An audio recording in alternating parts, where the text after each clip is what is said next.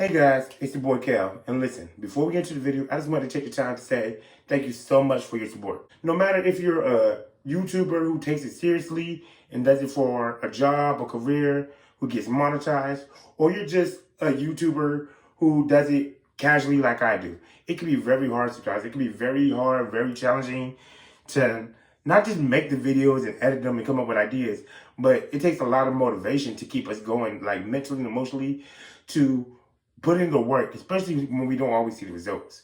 But I just always wanted to say thank you. For the ones who've been with me since day one, since I first started my videos, thank you so much. You guys are true. You guys are the fam.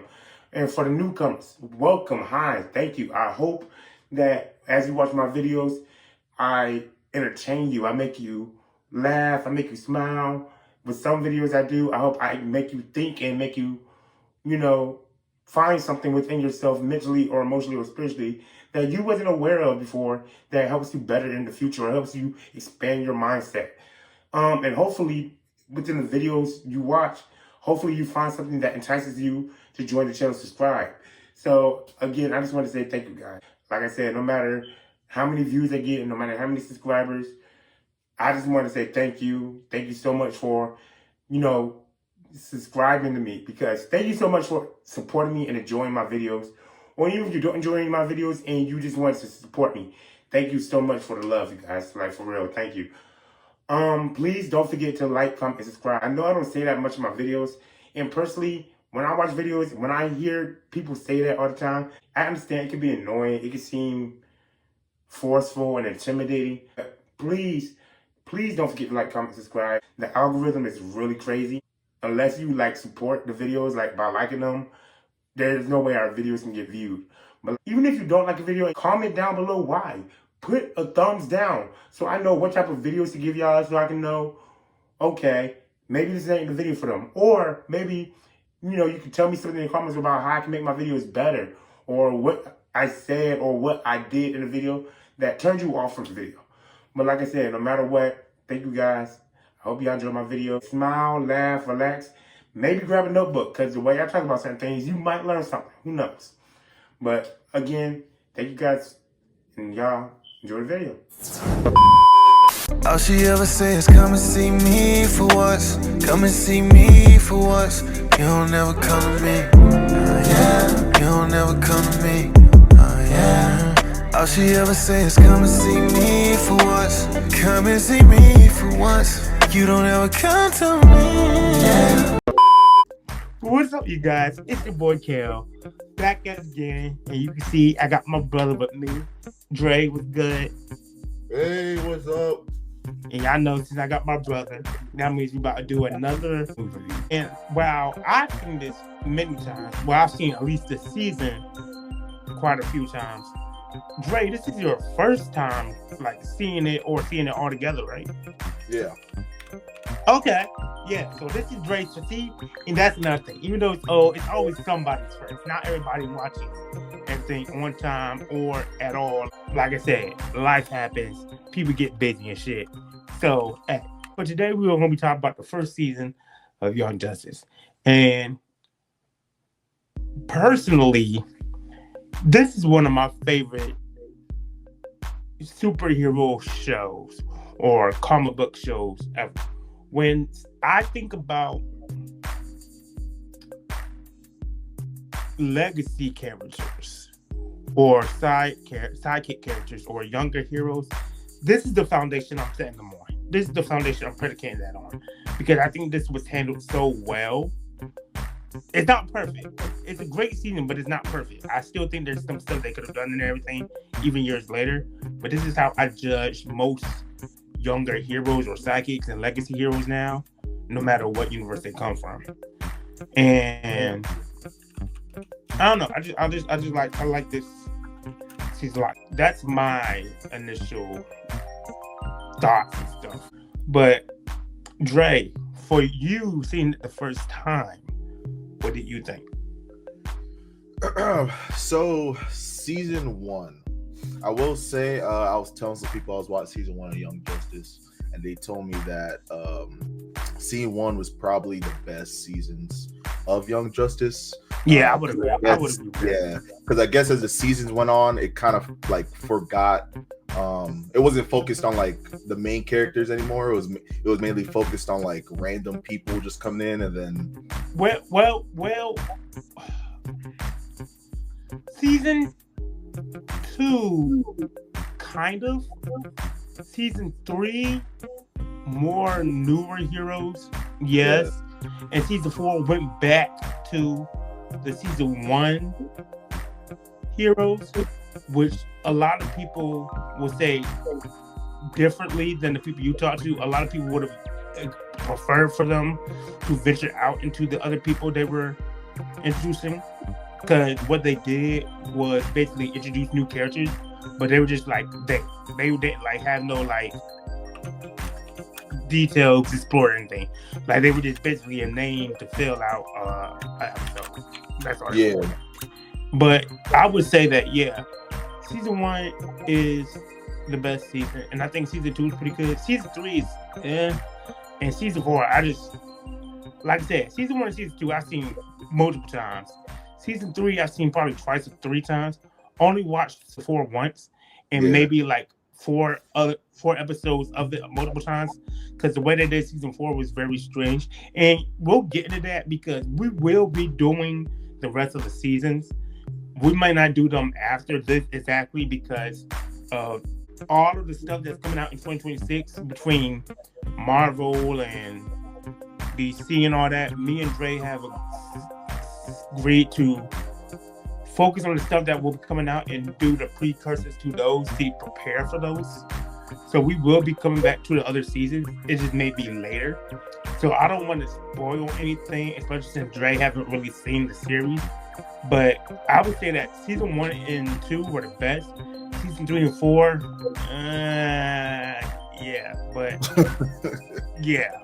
but like I said, we'll get into all that. But as you were saying, how did you actually feel about this since that is your first time?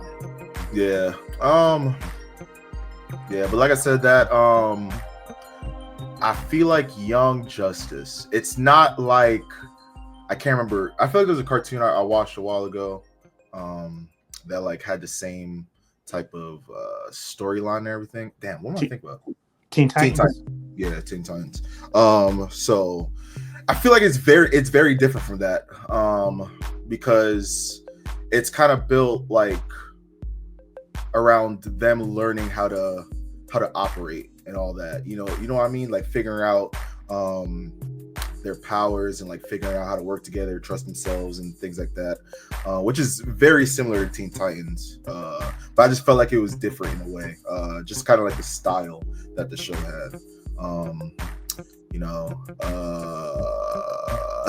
See, I told you I was gonna do it. I told you I was gonna go into the abyss, bro. Nah, but I get what you're saying, because I didn't watch Teen Titans for real. Mm-hmm. Looking back, I've seen certain episodes of Teen Titans, and in comparison to this and Teen Titans, like I said, while I like Young Heroes, I never really liked the Teen Titans, at least that iteration of Teen Titans. Teen Titans has always been one of my least favorite groups, and I always just said it's because I find them highly annoying. Story-wise, I feel like Young Justice is better because it's more mature. I feel like Young Justice is more mature, or at least it's grittier. Who's your favorite character? What, in the show? Yeah, season 1. Okay, so when I was younger, I would say Superboy, right? Because I just liked the angry. I felt like his anger and how I was a very angered person, I felt like that matched, right? Then I would say Calderon, because his skill and how he handled himself. But now, I honestly think it's Artemis. Who? Artemis. Oh, okay. I think it's Artemis. I think Artemis is my favorite. Those are my 3 favorites from jump. Why Artemis though? Artemis, because it's just, well, for one, I'm all about female characters getting more respect and representation in comics and fiction, outside of them just being a love interest or a mom or whatever. Right. But I like the dynamic between, you have a whole family full of assassins and villains, and you're destined or you're persistent in doing better, being different. And I like your attitude, your persistence, your dedication, your toughness. I loved it. I think like everything for her character within the show was justifiable. So now I think my least favorite character, I would have started with Kid Flash, because I'm just not a comedy character type of person. And I felt like if you wanted to translate this into Teen Titans, he was Beast Boy. He was annoying as shit at first. But then I would say Robin, but Robin was just cocky and stuff, but he grew out of that. Now, I would say it's Miss Martian. And I'm not just saying that for Young Justice. Like, when we go through the rest of the seasons, you'll see why I say I can't stand Miss Martian. Okay. You'll see. You probably can see it now, but as we go through the rest of the season, you'll see why I say I can't stand Miss Martian. I just can't stand her. But who is yours? Off the rip, mine will be Aqua. I don't know how to say. I can't say his actual name. You can't say Cowder. Yeah, Cowder. Bro. I literally wrote it down phonetically, and I still can't say it. Anyway. Okay. Because one, he's black, and I always gotta fuck my black people. And two, I feel like just the way he carried himself in the show kind of reminds of me. Right. It reminds me of me. So yeah, he's my favorite. My second favorite, I'll probably go with Zatanna. Zatanna? Yeah. This nigga said Zatanna. Brother. Hold on, let me get this on the record. I watched this show literally 2 weeks. Like, I finished the show 2 weeks ago. I've been sick, and I'm literally going off my notes right now. So yeah. So yeah, her. Because as you said, she's a female role, and I always like fucked with the magic type of direction that they always go with some characters. So I really like her.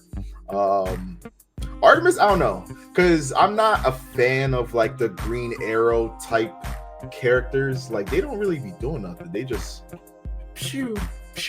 Like, there's nothing really to your abilities. It's just shooting arrow. I understand why I would always say that before I started reading Batman. I didn't give a crap about Batman because it's like, dude, what's the point? Like, but Batman, because Batman got like inventions, and Batman is stealth and all that stuff.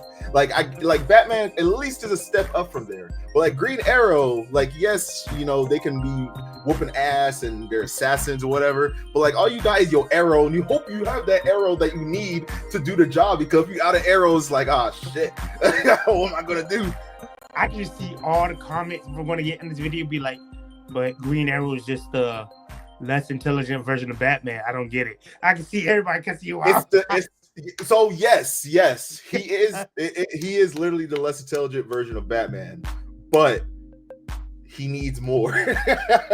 He needs more than just being rich and being a shooter of arrows. Exactly. Yeah. My least favorite. I want to say Kid Flash. Because he's annoying as shit, right? So he's annoying, and also like, I don't know, like when your abilities are just very mid, basic. Yeah, like you can run fast.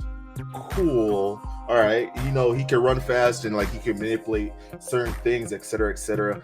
Dude, at the end of the day, all you can do is run. That's literally your whole entire job is just. I was about to say, when it comes to versatility, like in a mission, there's not really much you like. If you're good for like getting people out the way.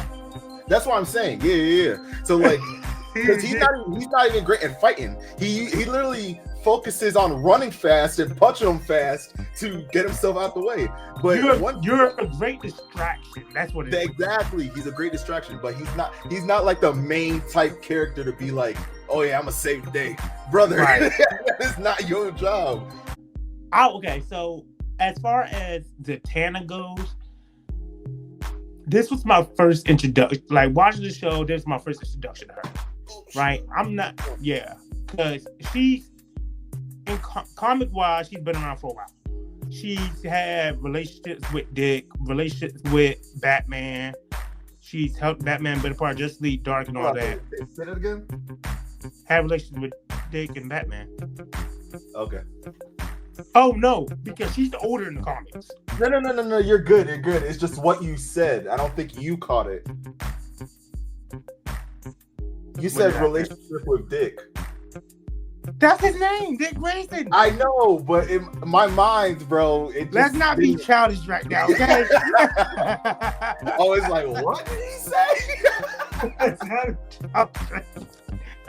Fine, let's use his government name. She's had relations with Richard.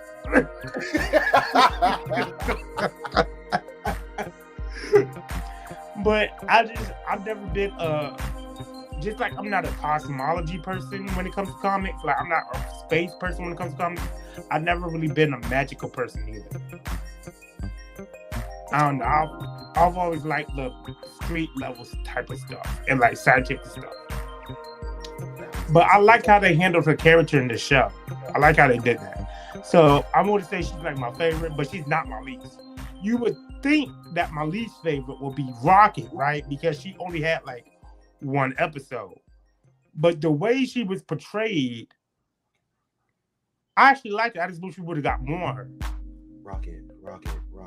The black chick that was introduced in like the last 2 episodes.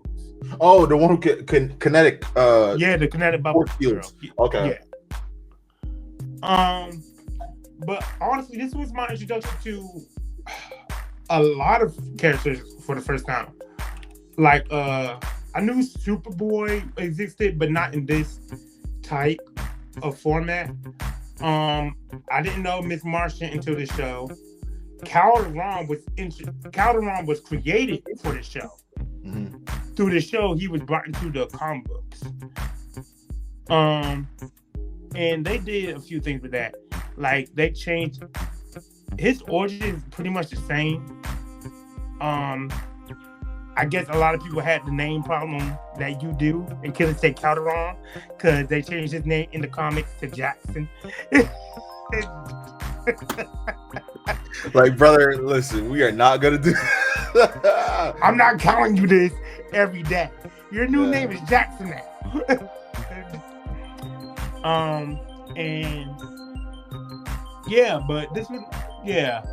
But one thing I could say, I think through all of the characters, at least all of the main 6 heroes, we learned something because they were able to learn something. Robin learns you don't have to be appointed a leader to be a leader, right? And I think that was good because, right, who would follow a 13-year-old? You have all these kids who are damn near 16, 17 years old, and he's 13. Ain't nobody gonna want to listen to you. That's one. But you can show them that just because I'm young don't mean that I don't know what I'm talking about. Yeah.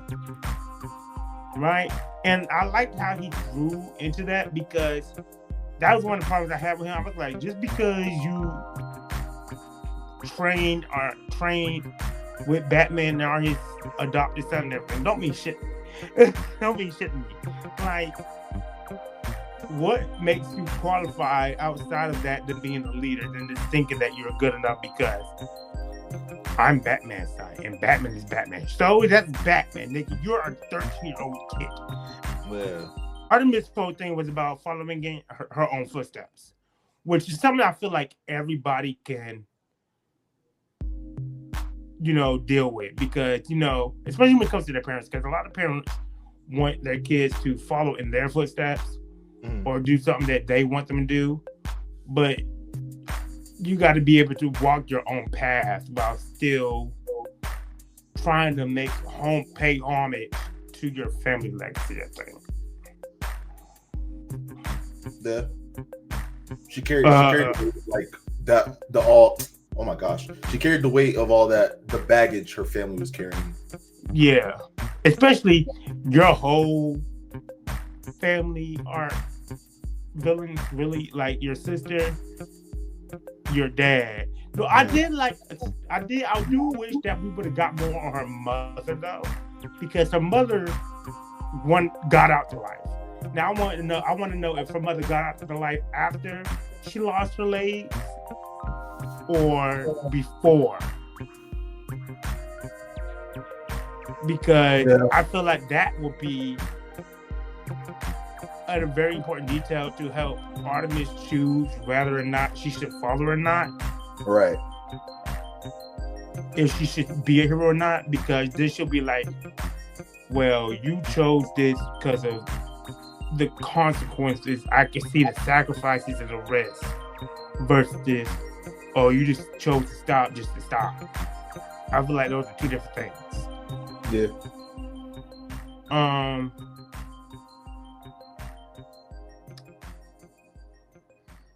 Ms. Martian, what she learns is stupid to me, and we're gonna get into that when we talk about the questions we have for each episode.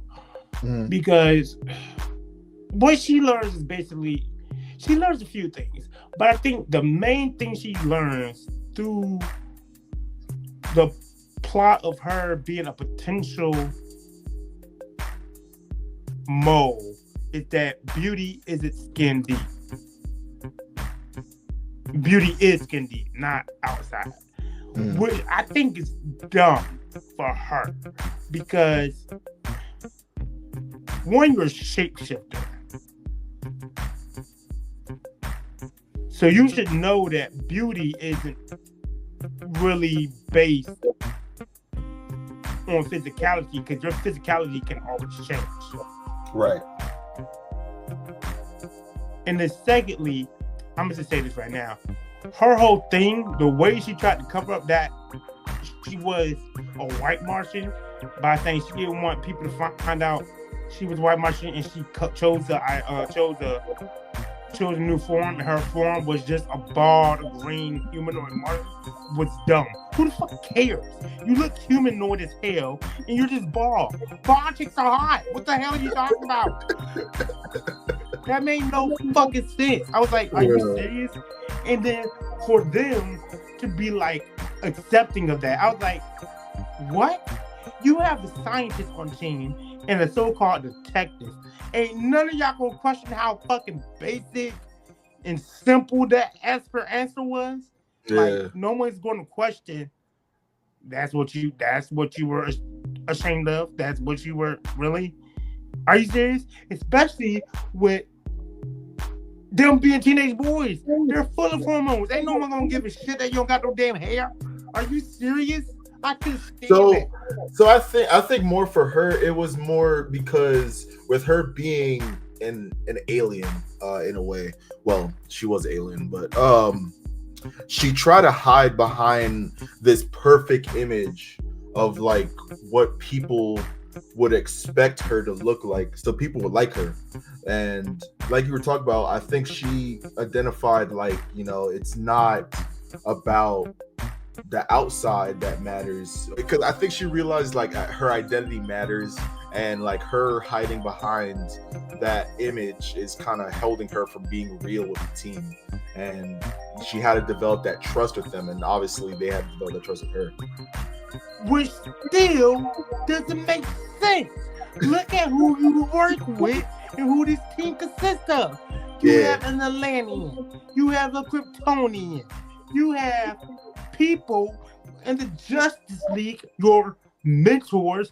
You have one who's a fucking android. True. You have one who, again, is your uncle, who's already a Martian. So you should already know they're fine with that. They know he can shapeshift stuff. Who else do we have?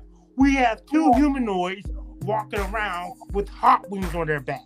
We have a Blue Devil. Are you serious? Are you serious? That was dumb. Like I said, between this season and the rest of the season, you'll see why I can't fucking stand her character. Her character is dumb. Okay. Right. It's not even intelligently dumb. It's just that I'm gonna tell you right now, it's a constant back and forth between her character with a sense of development and regression. That's what it is. That's what it is. But yeah. For Superboy, basically he learns the same thing that Artemis does. You can choose your own path. Because while Katniss had it planned for him to either destroy or replace Superman, learning that his father's Lex Luthor, and learning that, not even learning that Luthor was brought to light, but knowing who Luthor is, we can all assume that even if Luthor didn't want to take out Superman, he was going to use Superboy to do some heinous shit. And he learned that I don't got to be Superman. I ain't got to be Lex. I ain't got to do what Katniss want. I ain't got to do what Lex want. I ain't got to do what Superman want. Fuck all three of y'all. So, I like that. Before we jump into the episode portions, is there anything about our characters you wish we would have gotten? Or wish we would have gotten or think we didn't need? Off the top of my head, I don't think so. But it might come back to me as we talk about the episodes. But what about like that you think you wish we would have gotten? Like personally, I wish we would have seen more of the whole mentor-mentee thing, because while that's what they were basically mentees. That's what we kept hearing. But nowhere did we really see outside of Black Canary training them, or that one episode where we saw Green Arrow kind of team up with Artemis. I wish we would have gotten more of them actually being mentors, like them learning and training under their mentors. Like learning how to use powers, or learning what it takes to be a hero, or just being a regular mentor in their life, just for normal life shit. Yeah. I wish we would have got that. I feel it, yeah. More one-on-one mentor time definitely would have carried the show a lot more. Especially like, and Batman. I feel like if we would have got that, we could have definitely got that. We could have definitely touched on more with like certain characters. Like if you have stuff like that, we can get more into the mindset and emotions of Superboy, where you see all of them training with their mentor, but because Superman is refusing Superboy, he feels left out, and that gives him more of a plot to go through. Right. Or we see how Kid Flash mentions that he can't run through walls, or how Miss Martian can't density shift. We could see them learning or trying to do that, and the process it takes, or how much it costs to them and stuff. I wish we just would have got more of the mentor thing. Yeah. Actually, now that you brought that up, something I wish I've seen less of was the Justice League stepping in when they shouldn't have. Did they though? Because think about it. A lot of the things they said that this is a Justice League priority. The Justice League will handle this. They didn't handle shit. That's what I'm saying. That's what I'm saying. Like they'll just show up and be like, "We got this, brother. You did nothing. You just showed up. Like, the job is done." Like, what's one thing?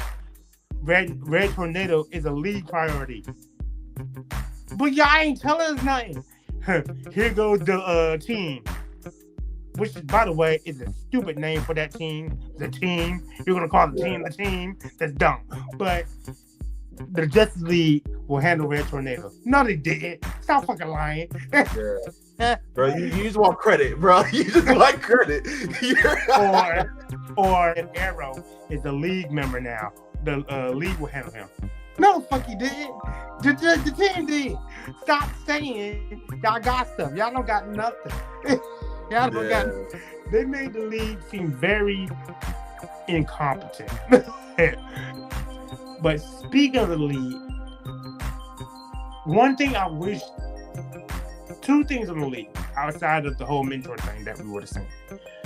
One, I feel like, again, Shazam, Captain Marvel, whatever you want to call him, well, he's Shazam now because he can't be called Captain Marvel because of writers. But Shazam, personally, I never liked him as a character. I'm not talking about in the show. I'm just talking about overall because of the whole, not even the whole kid thing. I feel like for the type of stories and arcs that his comic touches on, his character is way too comedic. Way too comedic. For the type of story plots his character comic goes through, like adoption and looking for a family, character is way too comedic. But in the show, I liked him way more. I think for this show, instead of him being a league member, he should have been on the team.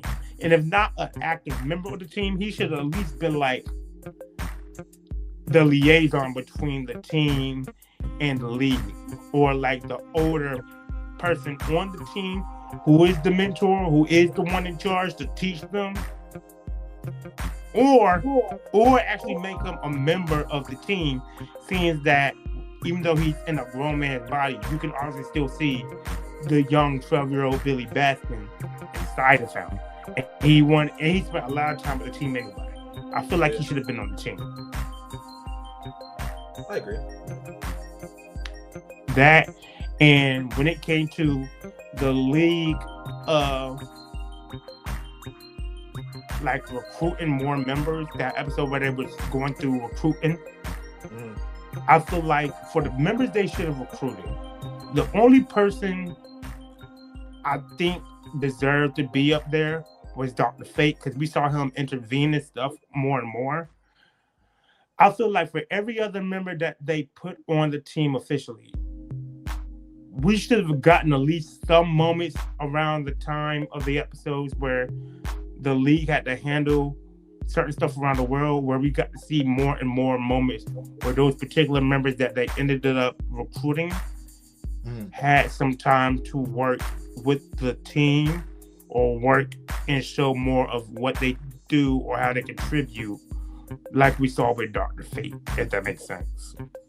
Yeah.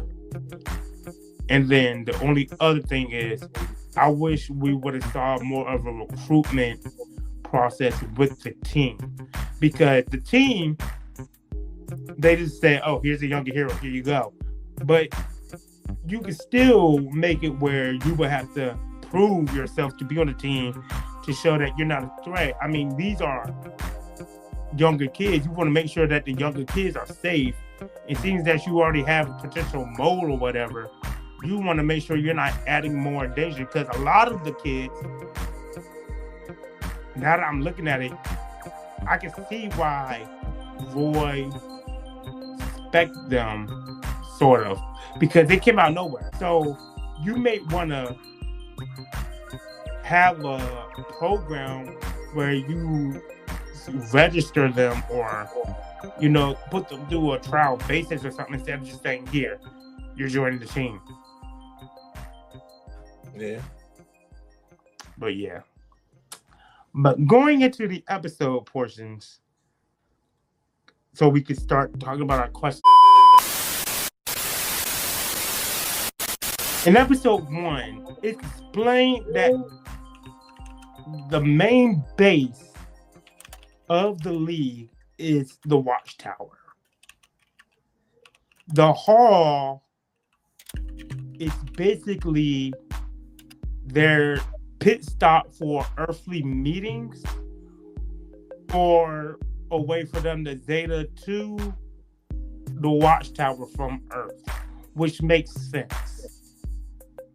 That makes sense. You can't just get to, well, if you can't fly in space or don't have any transportation or whatever, for you to need to get to space from Earth to have a place where nobody can get access to except a few amount of certain accessible people through a particular location makes sense. But why make it feasible and possible for people to tour there? That makes no sense.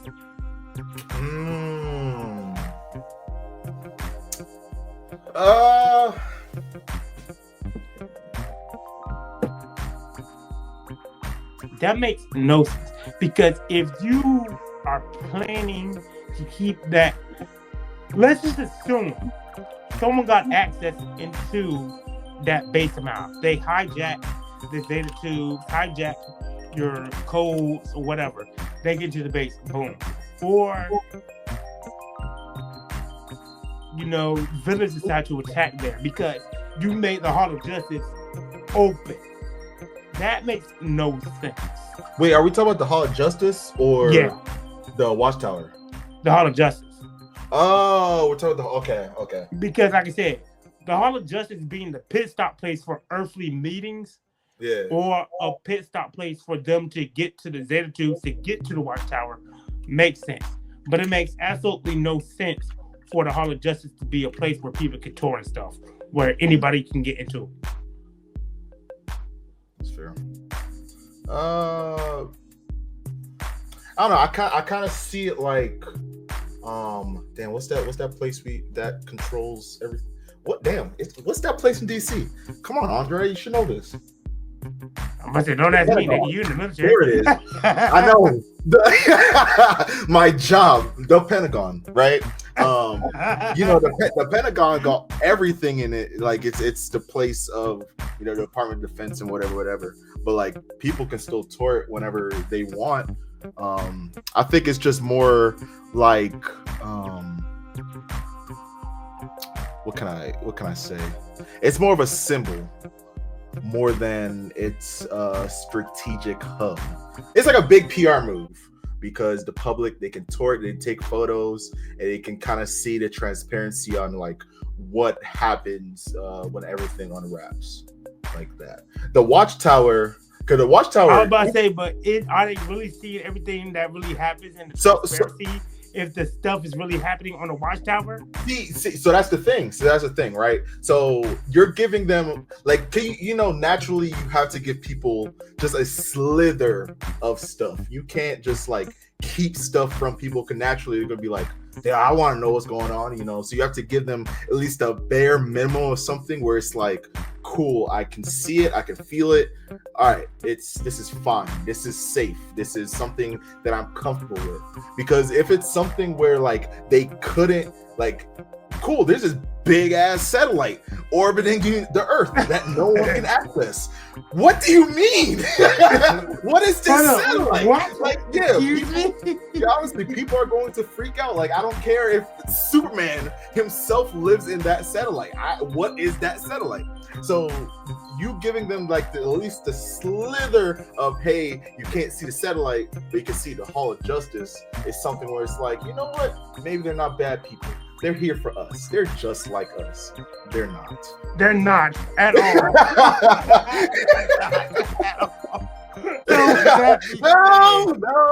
No.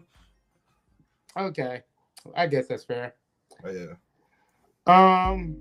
When Speedy, who becomes Red Arrow, snaps, he says that he's not Green Arrow's son. Now, while this may not be an important plot point, I want to bring mention to it because in the world of comics, in DC Comics, Green Arrow and Red Arrow, or Arsenal, or Speedy, or Roy, whatever you want to call him, basically have the Batman-Robin relationship going. Green Arrow adopted him. Yeah. So, with him saying that he's not Green Arrow's son, is that like supposed to be an interpretation of that? Him being like, I'm not his son, like in the way that he's mad. So he's saying that even though he adopted me, I'm not his son? Or is that like within the world of the show, he's saying that in a way as if that adoption never happened?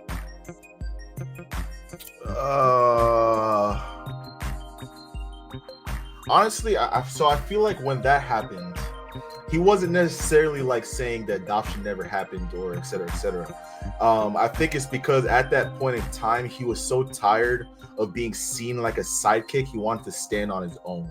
So when people were saying, hey, you're the son of Green Arrows or you're a sidekick of Green Arrows, he was getting extremely frustrated because he wanted to be his own person. He didn't want to be Green Arrows, whatever. He wanted to be himself. So I think that's what that came from. Right, pretty much the same reason why Robin becomes Nightwing. He went to be separated Right. from the image of Batman. So Roy probably wants to be separated from the image of Arrow. Okay, that makes sense. As I was saying, when they get to Katniss, they find all these creatures and they do research and learn that these are basically engineered bioweapons. Right? Now, visually, later on through the show, we learned that the light is in control of everything, right? In way of basically helping human evolution grow for them to take over the world.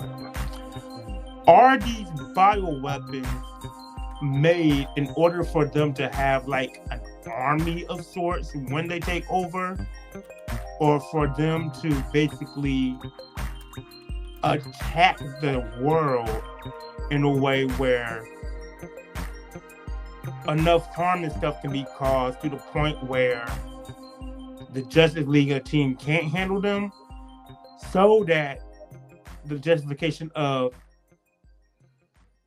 Vandal saying that humanity should be able to get through their own problems so they can evolve naturally because of the whole survival of the fittest thing, be more validated. Because if you think about it, no one's going to make an engineered weapon, a bioweapon, a creature, unless it's to have an army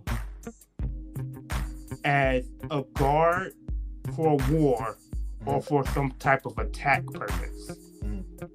Or a threat and fear measure.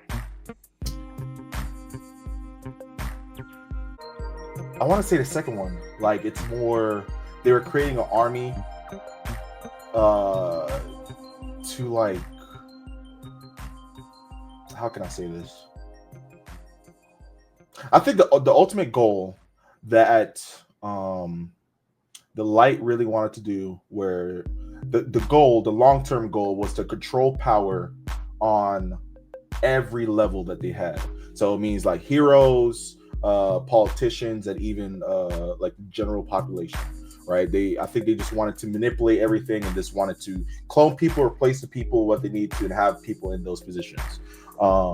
So ultimately, I feel like it was more about control, like as you said, the fear. And whenever they'd be like, hey, do this, be like, gotcha, boss. Like, you know, they don't argue back. They just do whatever they say. So I think that's all their goal was to kind of control everything that was going on and kind of make their own society. Right. Okay. Speaking of support, we know that Lex created the shields, right? Because of who Lex Luthor is, even if you take it outside of the show, we know the majority of things that he does is to basically try to get rid of Superman. Mm-hmm. So if Superboy was never created, or if he was still created and did not need the shields, but the shield was still created, how do you think the shield will affect Superman if he was to put it on? The shield would have affected Superman? Yeah.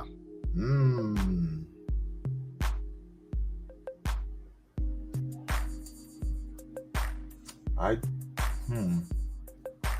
don't know.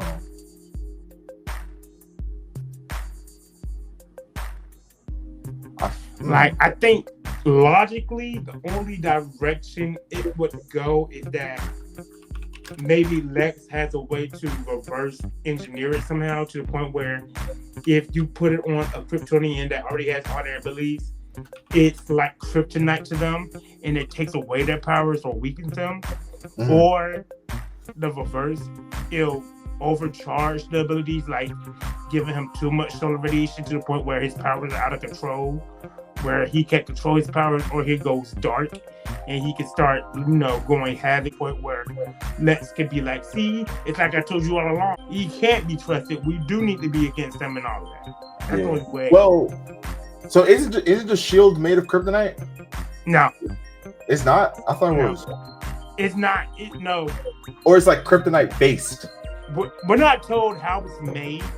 We're just told that it suppresses the human DNA of Connor in order for him to get his full access to the full Kryptonian DNA that he has.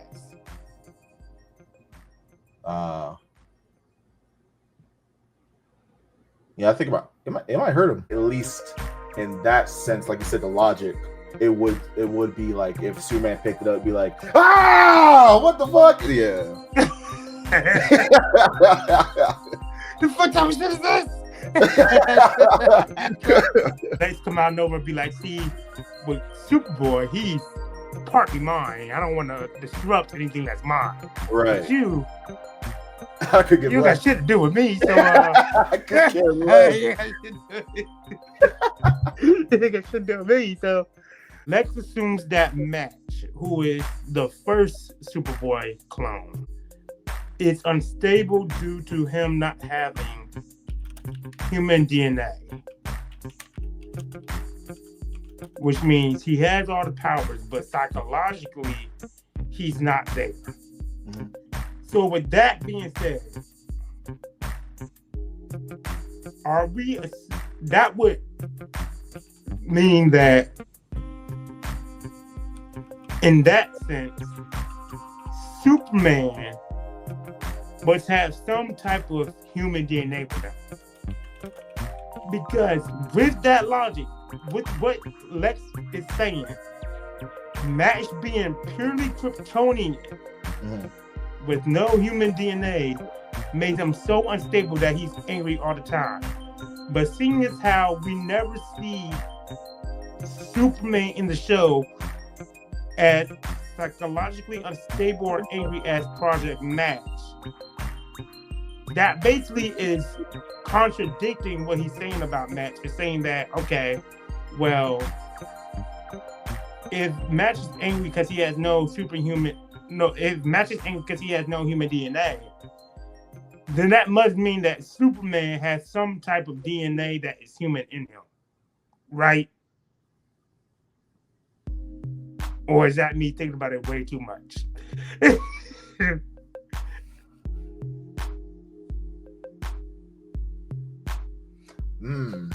I feel like there's no simple answer to that because there's a lot that goes on. Because, for example, Superman, right? He's 100% Kryptonian, and he came from what the fuck is that planet called? Krypton. My bad. Bro, I was going to say crypto. I was like, crypto. That is not the name. It's a dog. Yeah, he came from Krypton. Yeah, he came from Krypton. And like whenever he got, what is it? Something activated his full thing.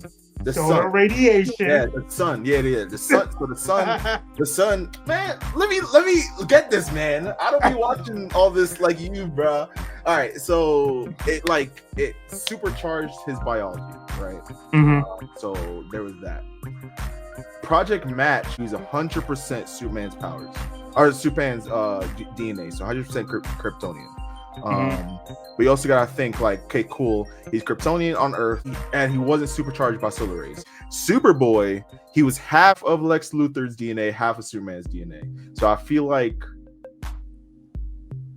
that it digs a little further. It's not necessarily like, cool, does Superman have human DNA, or does, et cetera, et cetera. I think it's more that we don't know the full biology of like Kryptonian DNA. Like we don't know, like the solar rays. We don't know what exactly the solar rays did to him. Like he was an infant when he came here. We never saw like if he would have grown up to be fucking shit up and mentally unstable. Because there's been times where Superman's mentally unstable, and that was when he was under mind control. But that's a whole other different story. I mean, yeah, but I guess I'm also forgetting the fact that Superman was raised by Mom and Pa Kent. Project MASH was raised in Cadmus by a whole bunch of doctors and people mind controlling him and stuff. Right. So I guess that will play into the instability too. Okay. Oh yeah, because if that was the case, you know, he, depending on how Kryptonians are like brought up in life, he never had the same adaptation that Superman did, so that could have drove him to insanity too. Yeah, I guess. Okay.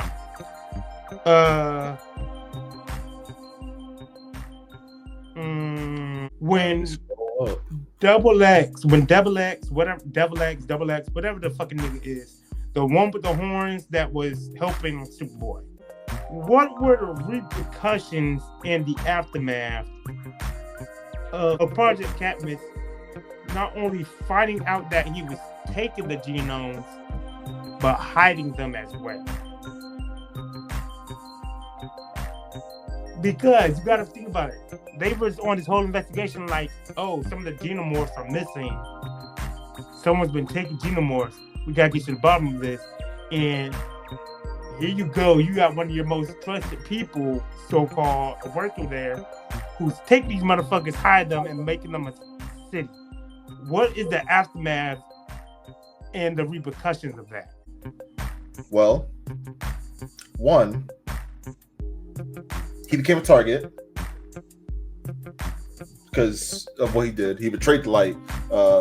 So Double X was a target, or whatever his name is. But did they know that they were working for the light? Because Dr. Desmond, who became Blockbuster, did. But did everybody else know that they were working under the employment of the light? Because remember, the light is not an open society. It's only certain people know about it. And everybody else is like pawns.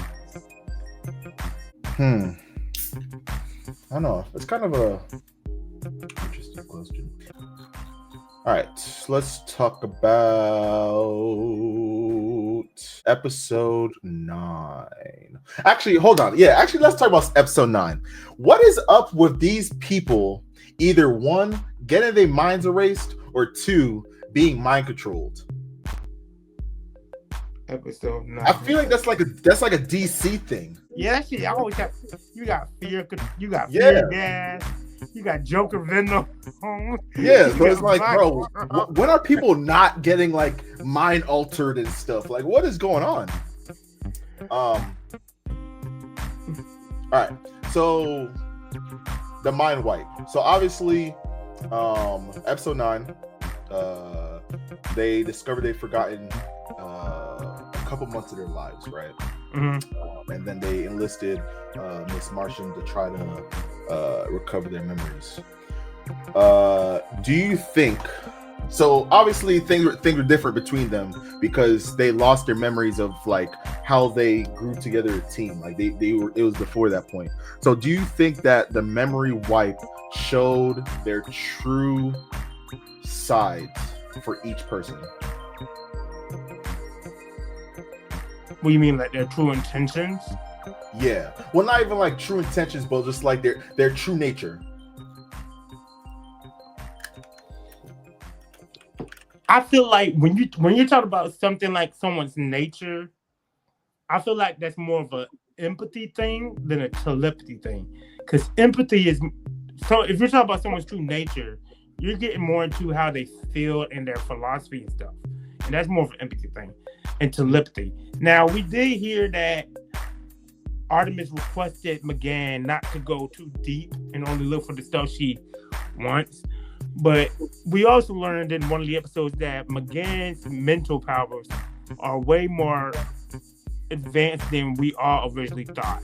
So maybe she was getting some of that without meaning to, or even if she did it purposely to learn more about human customs and stuff. So it's possible. And I'm telling you right now, wow, that question is never really answered based on, like I said, what McGann goes through, I could definitely see her doing that, but it's not really touched on. And she really doesn't like act any differently. Like, she doesn't act any differently towards any of them afterwards. So I don't think so. So, like, Superboy specifically, when he got mind wiped, he resorted back to being the weapon that he was created to. Right, because he really didn't have no memories before then. Right, like throughout when they lost their memories of how far back they did, they forgot like the lessons they learned and everything from working together. I want to say Robin. I feel like Robin was like the only one that was really chilling. He wasn't chilling, but he was more. His leadership role was kind of there, or whatever.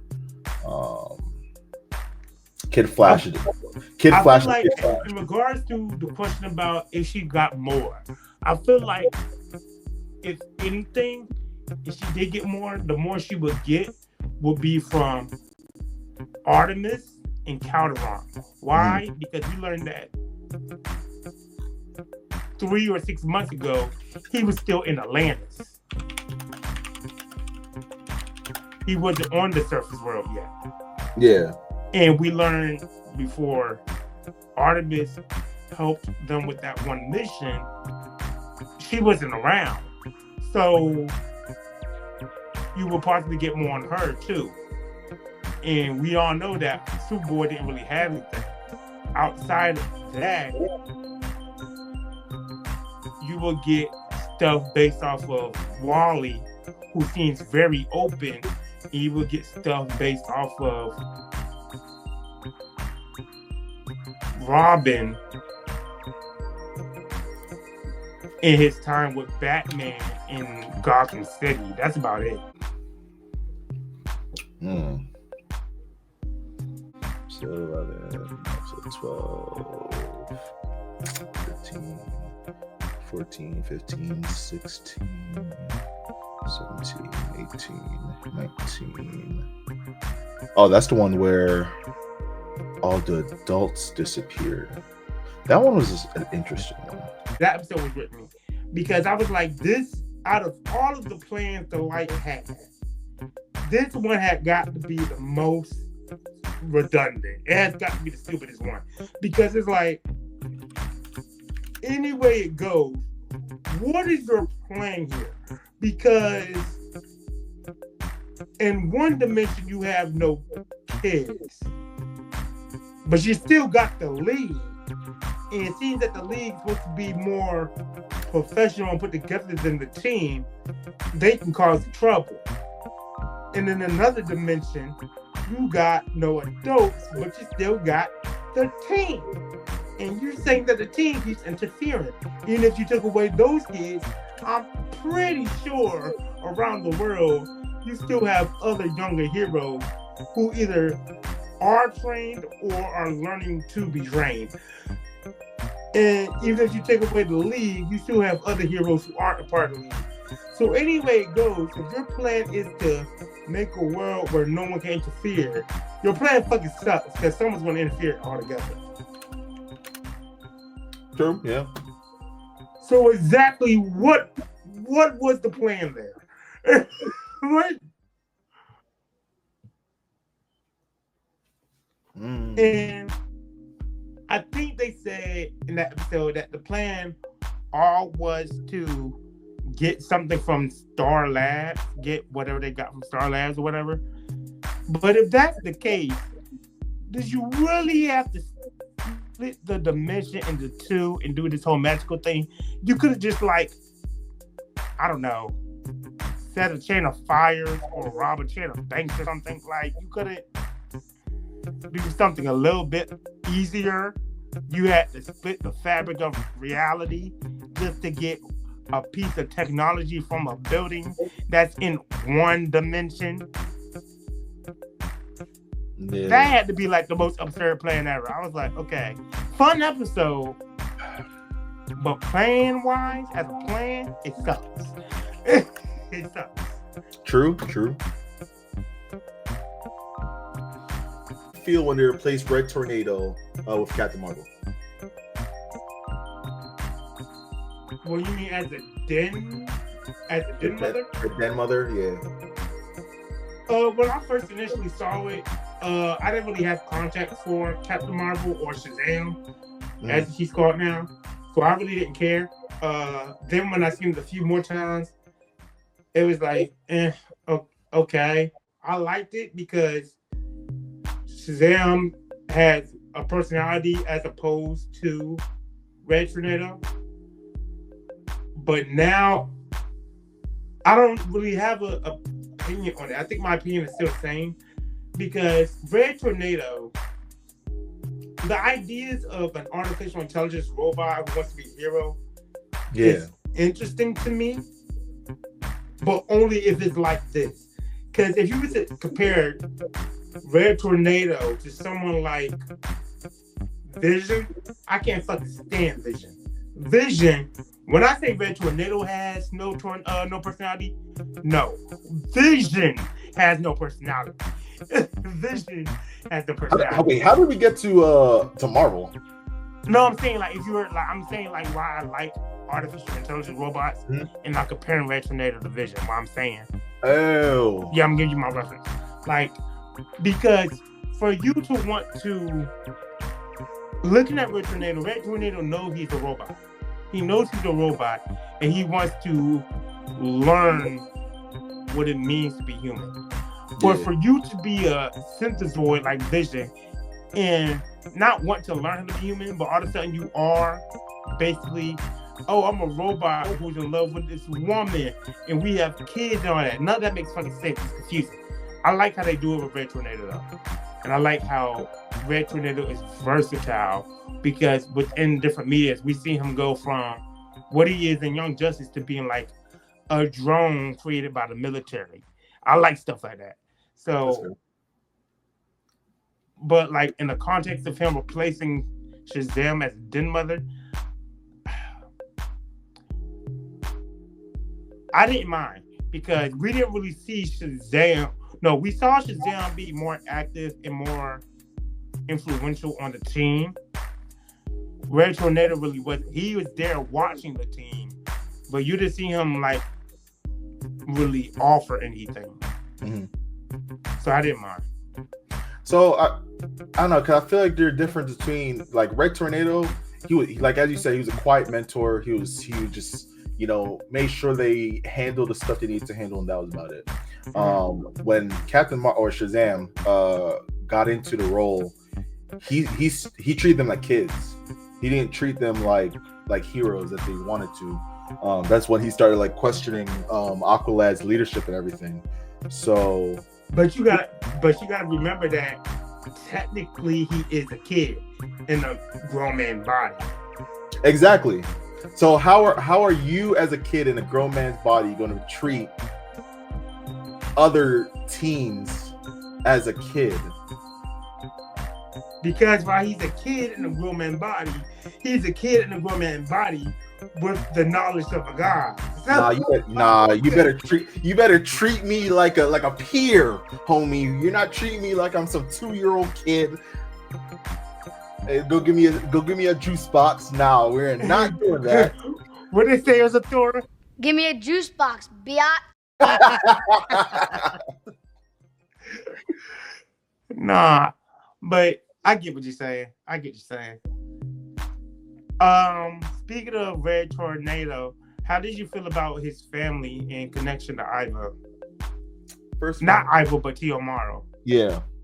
First of all, them connecting his family to those bullshit oh my god, those bullshit names, Red Inferno and Red Torpedo. Red Tornado, Red Inferno, Red Torpedo. What are those names? Okay. First of all, let's start right here. Red. Well, he likes Red Inferno way better than Firebrand. I was like, nah, you just took Firebrand, bro. Exactly. Why do all of you want red, whatever, at the end of your name? The Red family. Oh my gosh. But Red Torpedo, I was like, what? I said a torpedo is a missile. You shoot on the wall. You got like Tornado and Inferno are two the same things. Tornado's air, Inferno's fire, and then you got a torpedo. So it's like, what are we even doing? What are we? And then Red Volcano. I said, nigga, that's not even creative. I said, that's what a volcano is. Red. That's not even creative. Honestly. I mean, I liked his family. The name thing needs work. You're right. And the way he justified each of them, how they were failures and stuff, I liked. Now, my question. So we learned that Tiyomaru was a real person. But the Tiyomaru that awoken or had awakened Red Tornado was an android. I thought the plan was to basically use Red Volcano to destroy the Earth. So my question is, was that the plan of the android version of Tiyomaru or the plan of the actual Tiyomaru? And if it was the plan of the actual Tiyomaru, what the hell was his contingency for himself to be protected while the Earth was going to be destroyed?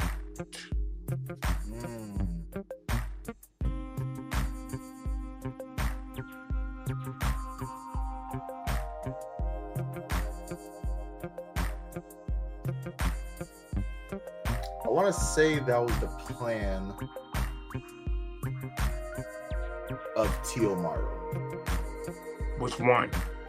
The human version. Okay. Yeah. And then when he became an android, was that supposed to be the contingency?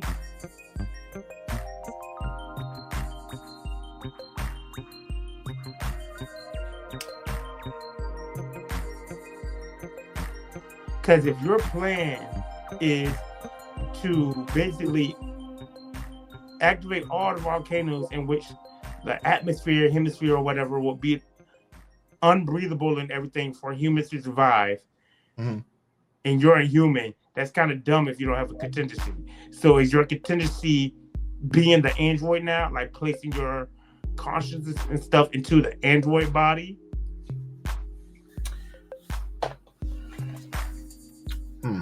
How do you feel about the Injustice League?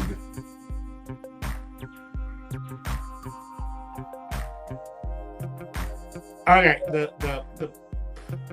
the plant thing, I actually think the plant thing was cool. But the team, I can't stand the team. I couldn't stand the team mostly because I didn't know I don't know who a lot of the motherfuckers were. So hold on, now I need to look up so the team. Ultra Humanite is a Superman villain. I don't read Superman comics. Atomic Skull, I don't know who the fuck that nigga was. I love Poison Ivy. Joker was fine. Black Adam, I can't see him working on a team like this because Black Adam's not really a villain. He's an anti-hero. Who's the gorilla dude? Ultra Humanite. That is Ultra Humanite. Yep. Wotan's interesting. Like I said, I'm not a big magical fan when it comes to comics, but Wotan seems interesting. Yeah. Count Vertigo, he just seems like your average dick who wants to take over. Yeah. See, so my thing is there is so many teams. But it makes sense because remember, like the light is basically the top dogs running everything and putting people where they need them so they can have everything work from the shadows. It makes sense, but I feel like you could have condensed it a little bit. Listen, I'm just saying, if I was a superhero and you got team 1, team 2, team 3, team 4 spread out, every day I gotta worry about team 1 doing this, team 3 doing this, brother. I give up, right? Yeah. Beat my ass yesterday. Today, I got my foot broken by team 2, and team 3 killed my mom. That's what I'm saying, bro. I'm gonna be so tired that I don't want to do this anymore. Like, you know what? Have it. Take Earth. I don't care. I don't give a damn no more. What team is gonna give me a fucking break? Every day you just deal with a different scenario. You traveling to a different side of the earth. Like, bro, can I just relax? See, okay, so do you hold on? Random question. This is way off topic, but do you think superheroes have like a 9 to 5, or do you think they have like dedicated days off? Well, you mean like their secret identities, or are we talking about them? Like Superman, like if you had the Justice League, right? You're saying like for example, does Superman take a day off from being Superman? Correct. I hope so. Yeah, because I can't see superheroes working every single day, and it's just like random hours where it's like your phone ring, you gotta go somewhere. Like, I mean, there are some heroes like that though. Like, we all know Batman's not taking no fucking days off unless he's like sick or something, like kidnapped or something. Yeah. So I feel like it depends on the hero. But I think there are some heroes who be like, look, I need a vacation. Like, there are, like, I was watching a season of Power Rangers once, and they was like, look, Mentor gave us a day off. I was like, okay, so some of y'all do actually take breaks.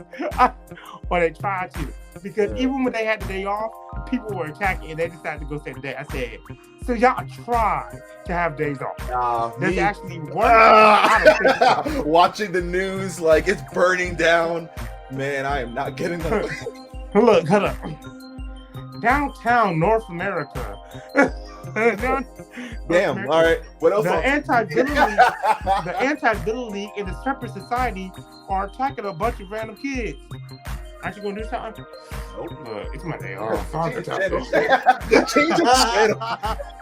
It's getting too depressing. Change it. Put it. Right, like, girl, why are you watching this? Turn on MTV. Yeah. Why are you watching the news right now? But they're kids. I hope they okay. But today my day off. Right.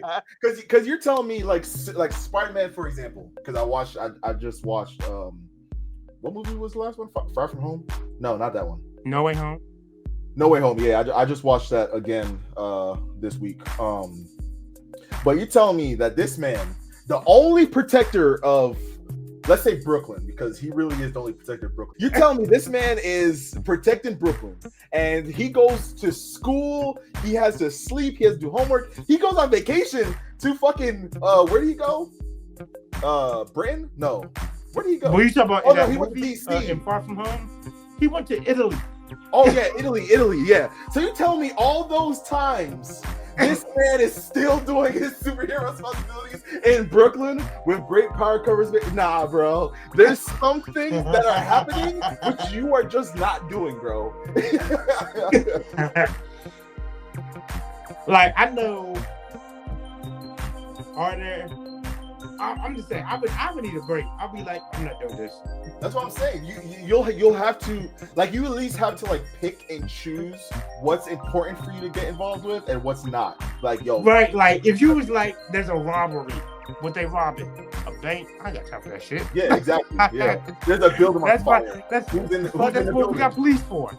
Yeah. Honestly, it's like, you know what? And like, sometimes you just have to give it up. Like, you cannot. But if you like Magneto attacking the UN, I guess I'll go help. Like, yeah. Yeah. Or if you like Atlantis is attacking the surface world, now I definitely gotta help. But it's like every little thing, like there's a fire or a mugging. That's why we got police. The fuck? Hell no. We got paid taxes for. Like, especially with some of the villains I'll be facing, you gotta be like, look, On Monday, I had to deal with Joker. Tuesday, Bane tried to break my back. Yeah.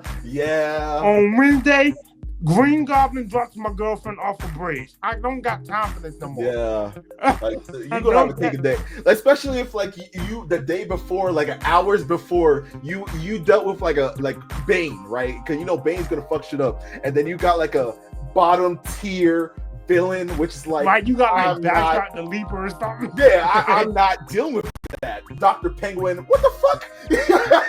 you better go send somebody after You said what? You said who? Who? Did you just tell me Toad is attacking? Nigga, it's Toad. What the fuck are you gonna do? Yo, you better go back him. Well, I know why you calling me. Oh my god. All right, go back on track. Question.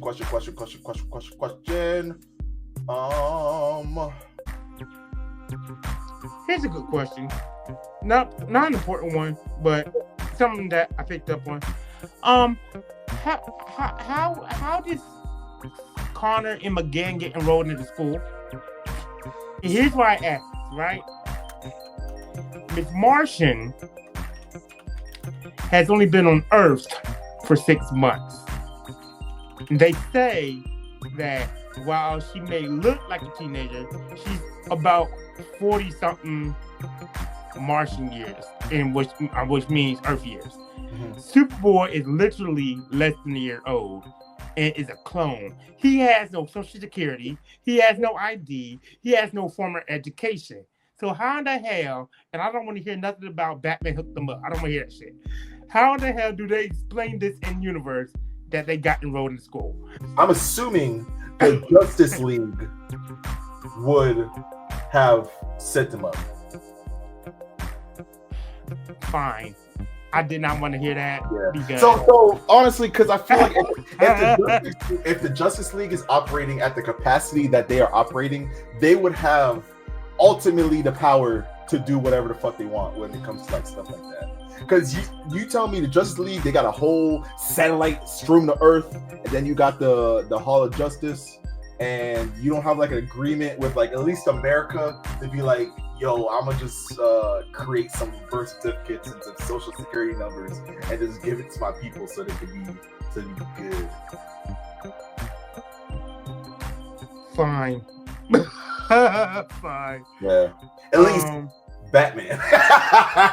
Like I said, I knew it was gonna be Batman something. I was like, I don't want to hear that. I really do not, but fine. What episode was it? The Prison Break episode. Episode 11? Yeah, episode 11, the Prison Break episode. Terrors. Huh? Terrors. I had a question about that one. I forgot where I had it. I think I have 3 questions about that one. My first question is, what the hell was the objective of the Prison Break if it wasn't the Prison Break itself? And Hugo said that somehow Riddler got out, which means Hugo did not let him out. So how did Riddler get out of jail?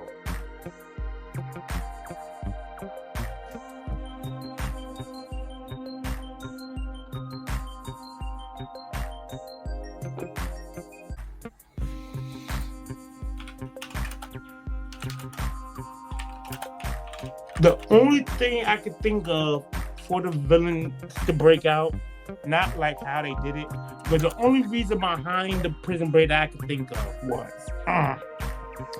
I'm using an analogy to explain it.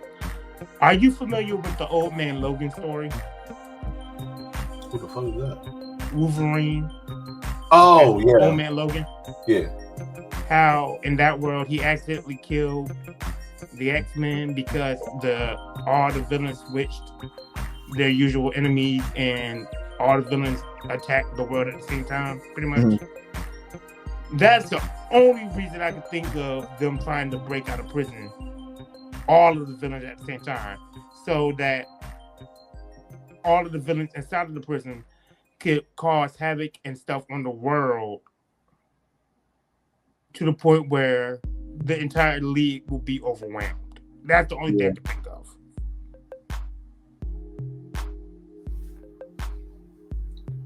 And if the entire world is overwhelmed, it will cause more harm, more damage, which will give more validity to the whole Vandal Savage thing of survival of the fittest. Mm-hmm. That's the only thing I can think of, though. Other than that, I have no idea what the point of the whole fucking point of the prison was. Huh. Because I remember they had that fight where it was all ice. And then Superboy broke his collar. And then Miss Martian was like disabling other people's collars as well. Mm-hmm. But like I don't know how they got out.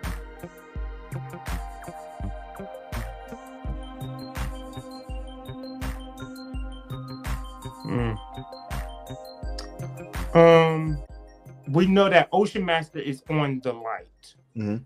Like we already know. Mm-hmm. He is Arthur's brother. Mm-hmm. But in this season, we see Orm not wearing the Ocean Master suit. We see a Ocean Master and we see a Orm being within the Court of Atlantis as a good guy. So is Ocean Master a different guy here?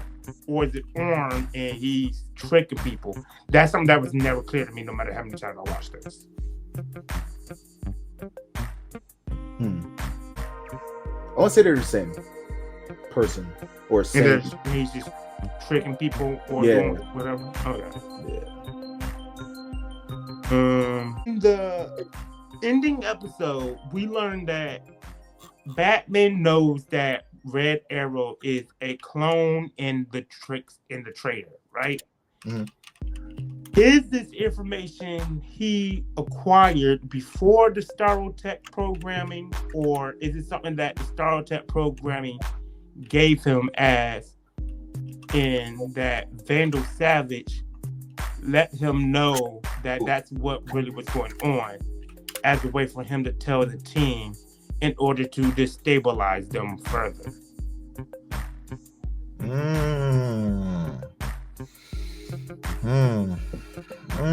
Because I can see both ways being possible. Because it said that Starotech doesn't rewrite the minds, but gives people control of them.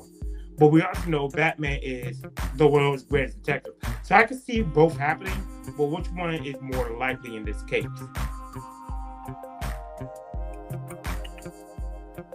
I want to say after. After, because I feel like it was after. Because I feel like if it was before, Batman would have kept him more at a distance, or he would have been more. Someone else would have known. Yeah. Like he would have let Calderon know or something. And I feel like that's where he fucked. I knew that had to happen story-wise for the show to have a conclusion and everything. Why would you not just continue the programming of Red Arrow? I know he's saying that the programming of the Catalyst programming wiped away after he cleared his parameters, and he was going to Starro check him. But why, instead of Starro checking him, why not just keep him under where you can give him more programming and commands? And then you said that the Starotech is direct and specific. Knowing that you have a robot on the team, you can automatically assume that the robot is going to try to bypass the controlling or switch his consciousness to another form, right? So why not make it where you can shut down his programming to do that? That way you can still have him under your control instead of risking him trying to bypass that. That's where you fucked up at, Vandal. True. Where you fucked up at, Vandal. And you're supposed to be smart and stuff because you're over 1 million years old. Right. I mean, hey, maybe I'm just asking questions. Maybe I'm a deeper thinker than a caveman is. Who knows? There you go. Hey, who knows? Yeah. My last question deals with episode 6, when Red Arrow saves the Doctor Raquel. They plan to use her fog to destroy possible target like the Watchtower, the Batcave, or the Fortress of Solitude, while also getting info on this tech in its files as a way to gain intel, but destabilizing the heroes. That seems like it was that was the plan that they was going for. Yeah. So even though I've seen season 1 and 2 multiple times, season 3 2 or 3 times, and season 4 once, there are some questions I feel like can still be asked that no one's really touched on. No matter how long the show has been out, no one has ever touched on in their reviews. There's some questions that I feel have never been answered throughout the rest of the seasons. Or there's some stuff that I still want to talk about. And like I said, it's still Andre's first time. Like it may be some of y'all first time with this show. So that's how we're approaching this show. And like I said, we're going to be doing the rest of the seasons. It may not be right away. It's going to take a while, but I want y'all to keep that in mind. But back to you, brother. Do you have any other questions or thoughts or anything? Nah, that was all I had. So, all right, guys, like always, we are going to give this a ranking. And we're not going to rank it out of the rest of the seasons. We'll do the rest of the seasons as we go along. We're just going to do this season ranking right now. First season ranking, and maybe a ranking of cartoon, superhero shows or whatever, or superhero media. Season 1, ranking 1 out of 10. What you giving it? I'm going to give it like an 8.59. What are we basing the rank off of? Character, story, character development, entertainment value, story flowing. Okay. I'll say overall an 8 out of 10. Overall, I'll give it an 8 out of 10. Entertainment wise, I'll give it an 8 out of 10. Like I said, there was a lot of filler episodes I ain't care for, but I'll still give it an 8 out of 10. Yeah. Story, as a story, like I said, with some of the plot details ain't really adding up or making sense, I'll give that like a 7. Yep. Character development, I think every character developed great, but I feel like every character could have had more time, especially Zatanna and Rocket. So I'll give that like a 6.57.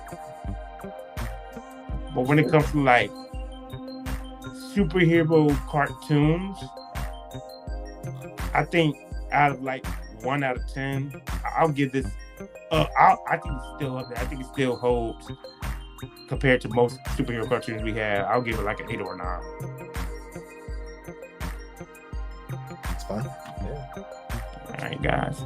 So yeah, you guys, those are our thoughts. That is our season 1 Young Justice review. Deuces. Peace.